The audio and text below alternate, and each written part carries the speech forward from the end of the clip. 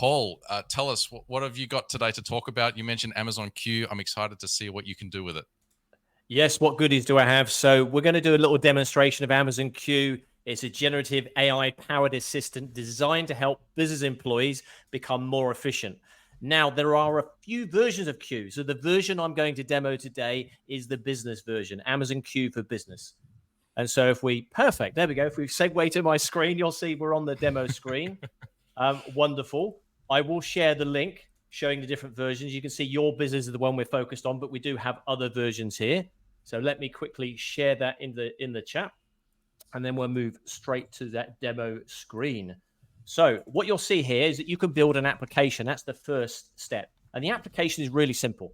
So what I did there was click on the right-hand side. I'm in Amazon Q at the moment. And to build an application, I simply give it a name. I have to give it something called a service role. And I'd recommend creating and using a new service role as the easiest option. Then you click create. So that's what's exciting about Q, is that we can not only write a prompt. So it's a chatbot. We can write a prompt to answer a question. We can also create a connection, a data source connector to talk to either an internal data source. Maybe it's an Oracle database. Maybe it's a Microsoft SQL database, or maybe it's cloud native. It might be Atlassian Jira. It might be Slack. We can supplement our prompt with information from those source systems. And that's the magic that a retriever does. It creates an index for you. It basically trawls all those documents, creates an index, and then it matches your prompt to the index whilst you type that prompt. And so that was the next step in here. Let me Can you show us what it looks like, Paul? Yeah.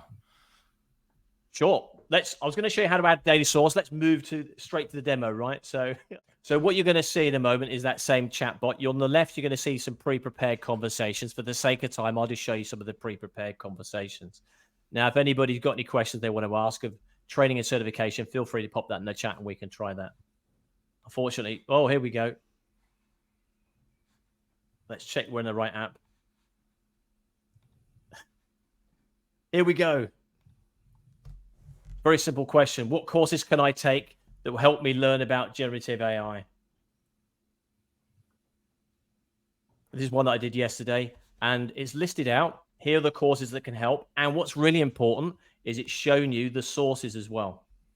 So if I click on those sources, it will show you which parts of the website it's derived that information from. And for those of you who love watching Twitch, it's calling out the training course on Twitch called AWS Cloud Quest Generative AI. Please check that out. It'll be in the schedule. Absolutely right. Fantastic. One more as well. I'm new to AWS Cloud. What course should I start with? Let me just scroll up to the top. AWS Cloud Practitioner Essentials. So again, we've got that crawler. It's trawled the website. It's indexed all of the information. It's able to add context to that information from the index.